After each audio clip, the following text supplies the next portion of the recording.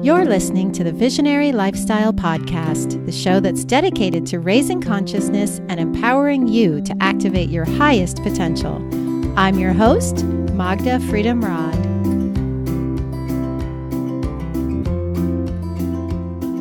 Greetings, my Rainbow Warriors. I'm back from the Rainbow Gathering in northern Italy, and I've got to tell you, it kicked my ass.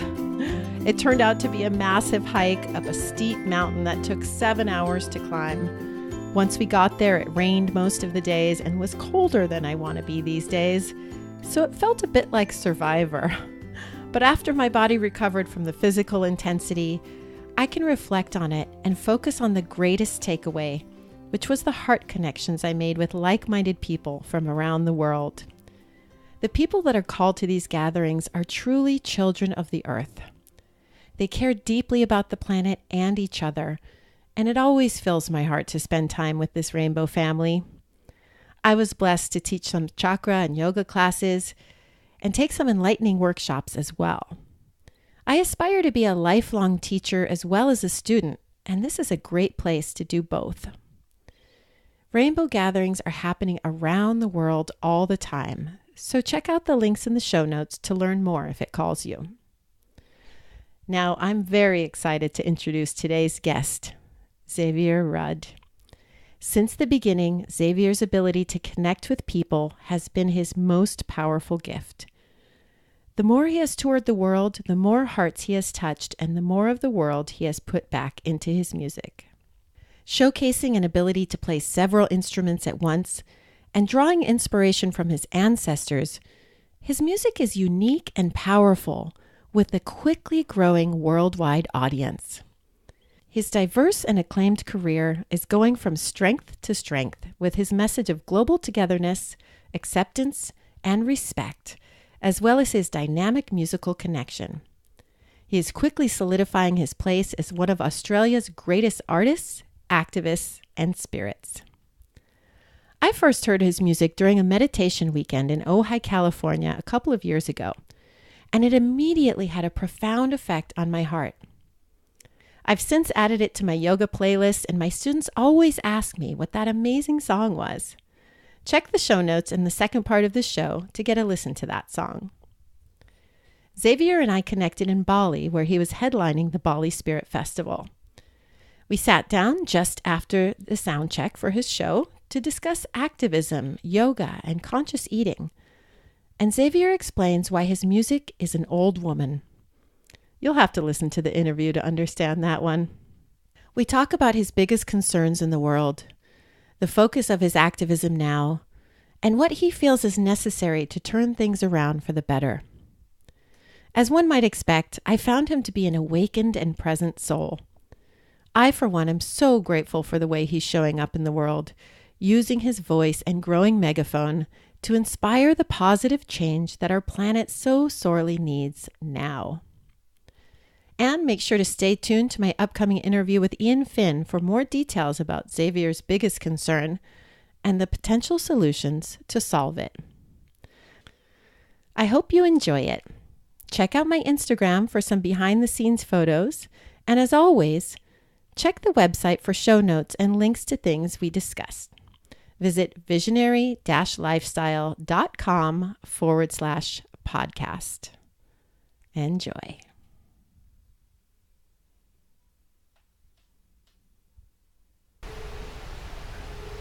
Xavier Rudd, welcome to the show. Thank you. Thanks for carving out some time to be here and have this chat with us today. No worries.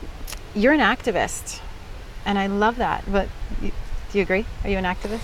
Yeah, I get called that here and there, and I guess, I actively want to see change for a better world. I do have some friends who are pretty hardcore activists, who selflessly dedicate their lives to a cause, and when I'm blitzing around the world in aeroplanes and playing music through big powerful sound systems, and I quite often don't feel like I'm having too much of a minimal footprint on the planet, but they always remind me that my role in getting things out and getting things heard is imperative to what they do. So right, you've got a big here megaphone. and there, you know, I feel like, you know. You're using your voice to inspire positive change, so that's activism. Yeah, it's activism. Yeah. It's active. Yeah, it's throat chakra, right?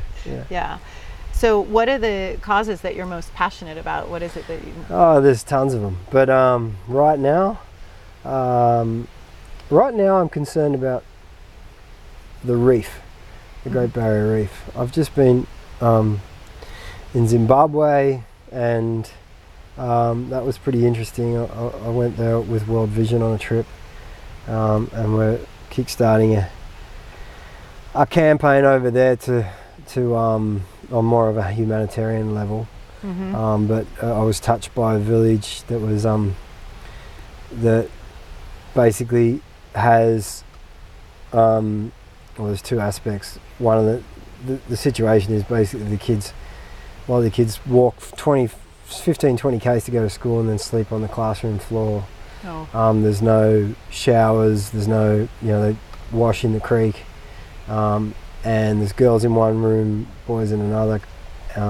It's very minimal. They eat from the cornfields. And we'll kickstart a campaign to build some showers and solar showers and rooms for those kids to sleep, which is something that's sort of on the forefront of my radar right now. But something that's sitting with me at the moment that I'd like to, and I'm not exactly sure what to do, is the Great Barrier Reef that's rapidly dying, and there's, you know, it's not being taken care of. There's constantly plans for big coal ports to be put on the coast, and there's runoff sediment that runs off from all the agriculture, and it's killing the reef at a fast rate. You know, there's a lot that can be done, but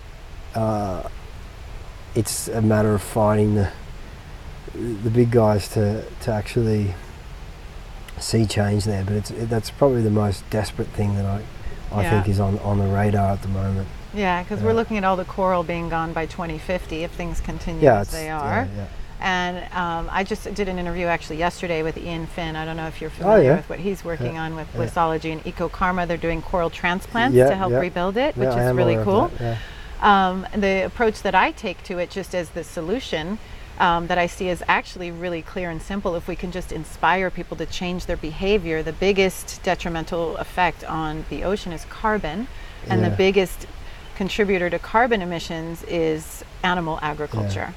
Which extends to the sediment that's running in. It's from all the agriculture. Primarily animal agriculture, right? From the land, surrounding land. A lot of cattle. And exactly.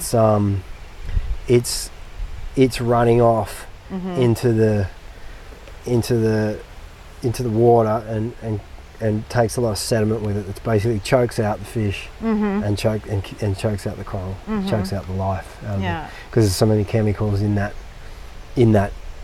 sediment, and the natural water systems that would usually filter that have been turned into cow paddocks. So there's some great research being done into creating those wetlands to filter that again, but it's just a matter of getting the budget to do it, and also reducing the demand for the animal products, right? So going to diet as a solution. I mean, you're on a plant-based diet? Is that what you practice? I always think that I've quite often looked at Australia. When you're on an aeroplane, you fly over Australia and you see how much of the country has been cut into paddocks. It's crazy. For grazing cattle? The cattle industry is huge. The beef industry is huge in our country. Yet, every year, they do kangaroo culling, where they take, because kangaroo overpopulated, say tens of thousands, I don't know the number, but tens of thousands of kangaroos are culled in Canberra, and then they're burnt. So they pile them up and they set them on fire, and they and all that emission goes into the kangaroos. They're burning them alive. No, they shoot them first, kill them, and then they because they're overpopulated. Oh God! If we abolished the cattle industry, the beef industry, and anyone who wanted to eat meat, Yeah. ate kangaroo, Mm-hmm. and it was a lean. It's a much better, more organic, lean source of meat protein for people to eat, and it would stay Solves on. two problems at once. Yeah, exactly. Yeah. And the amount of land that would come back, Yeah. and the marsupials would thrive. So the kangaroos and all the marsupials would thrive again, which was quite a good balance. You know, when Aboriginal people were hunting kangaroo, you know, it seemed to work. The harmony was there. Whereas now the beef industry is huge in our country, and you'd kill two problems. But yeah, the amount of land that gets fucked from cattle is unbelievable. Yeah, plus the emissions. I mean, that creates the emissions by cutting down the trees, plus the emissions from the cows. I mean, it's just such a vicious Well, the emissions circle. from the cows are Right. It's just through the roof. Yeah, exactly. Yeah, it's crazy. Right. So I just keep looking at it through this lens that if we can just reduce the demand for meat, it solves so many problems. It solves rainforest destruction and ocean acidification. It needs a campaign. You know, I often wonder with veganism, you know, there's a stereotypical campaigning that happens that certain people who are brought up with certain social barriers pigeonhole veganism and the whole movement as a joke, as something, you know, as something that's really alien to them. And I think that's the trick, is somehow trying to get. Actually, it shouldn't. It's somehow it's not even. It needs to be brought into the mainstream. It needs to have rugby players advocating it. It needs to have, you know, it needs to be brought into people's lounge rooms on the television or whatever, where certain people that fit. What is that? Is that a samba down there? I think there's a cow. Oh, it's a cow. There's a cow down there. We're in the jungle. Oh, I thought it was a big samba. Yeah, it needs that mainstream angle to promote it and to. But the problem is, you know, as we know, the beef industry is huge, right? And they're dirty. The powers that be, and they're connected. And I was just laughing because the night before I left to come to Bali, I was watching the football with my sons, and there was an ad, and it was advocating. What was it for? It was advocating. Maybe it was for a supermarket or something, but it was like talking about showing families watching football, watching the game, sitting down and eating. And everything that was on the ad was meat.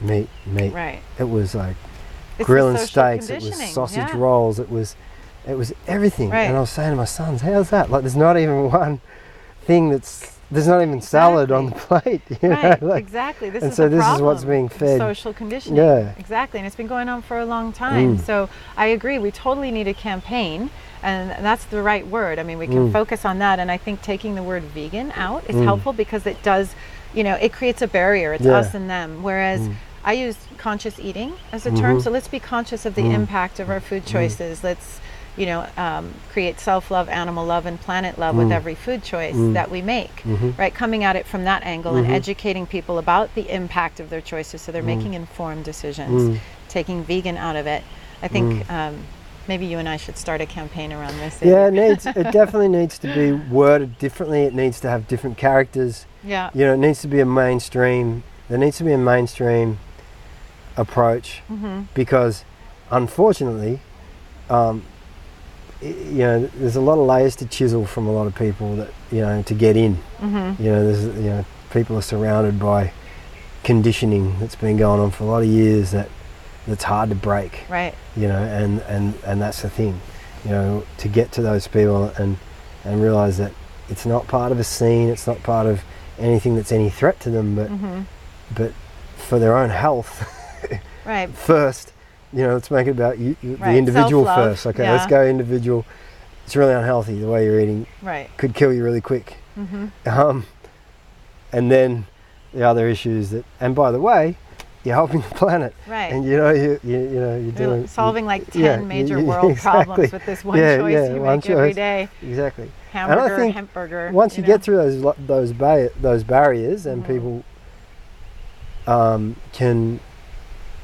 can understand, okay, cool, and then start to spread it through their right. And also offering, I think, channels. healthy alternatives. Like, I don't know, there's this restaurant over here that has this incredible veggie burger that I'm like, this can save the world if we could just get this in front of the people who feel like they need to eat a hamburger, you know, and offer them this delicious, you know, alternative that can change everything. So, well, let's switch gears a little bit. I think that whole idea of, I mean, it's off the topic, but that whole idea of psychologically needing a hamburger or whatever, it's mental. Yeah, totally. You know, it only takes a week of eating plant-based foods to forget about that. Yeah. I reckon. Amen. Right? Amen. Yeah, absolutely. Because then you feel great and you're like, I'm not missing anything. In fact, I feel better than I ever knew I could. Wow, maybe this could work. Yeah. So we got to get people to try it. Yeah. So yoga, you practice yoga? Are you a yogi? Yeah, I was deeply into Iyengar yoga, say 5 years ago. Did a lot of asana, and then I had a back surgery, or 2 back surgeries, that prevented me from practicing, and I went away from my asana practice for a few years, and that was a whole other journey. Still there, the yoga's with me obviously, but it was a different practice. It was I didn't have that physicality, but I've had 2 surgeries. The second one fixed me on a long road of problems, and so now I'm getting back into my asana, and I don't know if I'll ever reach that peak where I was doing like a 5-hour a day, sort of two 2-hour sessions and a 1-hour session around my shows. Hardcore. Which was, it was kind of obsessive. But it was good. It was, I felt great at the time. Whether I'll get back to that or not, I don't know. But how about meditation? I'm just slowly. No, I don't really meditate. I've never been. I mean, I guess my music is a meditation, and playing the yidaki is a deep meditation. But as far as dropping into a routine meditation, no. Yeah, but music as your meditation works. Yeah, it works. Something that brings you to center. Right? Yeah, I've never felt like I really needed to. Actually, there's been times where I've practiced meditation at low points in my life and stuff, where I've had a go, but it never really resonated too strongly with me to go. I always found I'd sort of move towards my music more for that. And I would say that your music is even yoga as well. I mean, you're focused on unity. Yoga is unity, right? Yoga is union. So it seems to be a big part of your message. Yeah, well, my music is an old woman, and maybe it's my great grandmother, maybe it's not. I've always wondered who it is, but I feel like it might be. And there's an old woman that basically comes through me, and I'm a vessel for her to have her say. And that's what my music is. And when I approach my music, I understand that I'm respecting Nana, and it's her time, and I need to be strong and clear and respectful and leave my ego out of it and let her do her thing and not have any judgment on it. It's almost like I often say, if I'm trying to explain that, if you were to take Nana or your grandmother to church, you take her to church, you wouldn't tell her what to wear or how to be, you just get her to church on time and get her home again. Right. It's sort of that kind of vibe. It sort of feel like the same thing with my music. This is an incredible analogy I've never heard before. My music is an old woman, so she's the voice that speaks through you. It always has been since I was a little boy.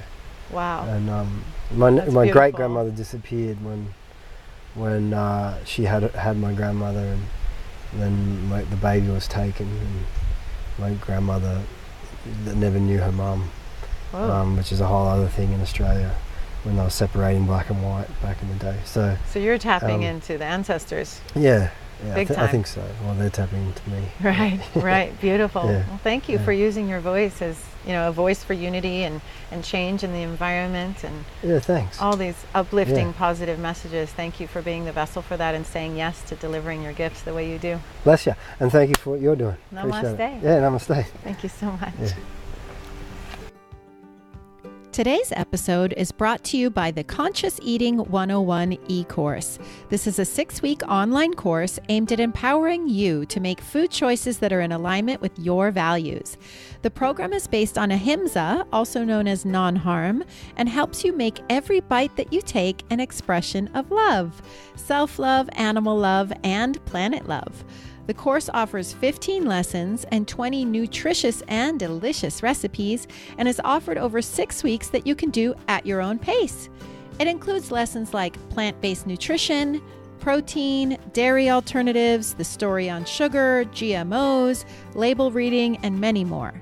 If you're looking to increase your health and happiness, balance your weight, reduce your footprint on the planet, and align your food choices with your values, or are interested in being part of the solution to huge world problems like climate change, rainforest destruction, and world hunger, then this is the course for you.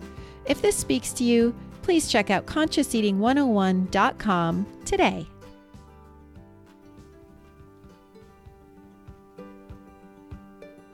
Thanks so much for answering the call to be here today. I'm so glad you're part of our tribe of activated rainbow warriors.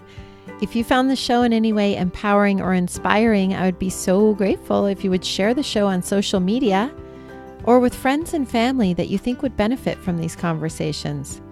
And also, rate and review the show in iTunes. This is really the very best way to help support the show and help us get noticed by others who are looking for the sort of content that we're sharing. Now notice there are no outside ads playing here. That's because the show is supported by you, the listener.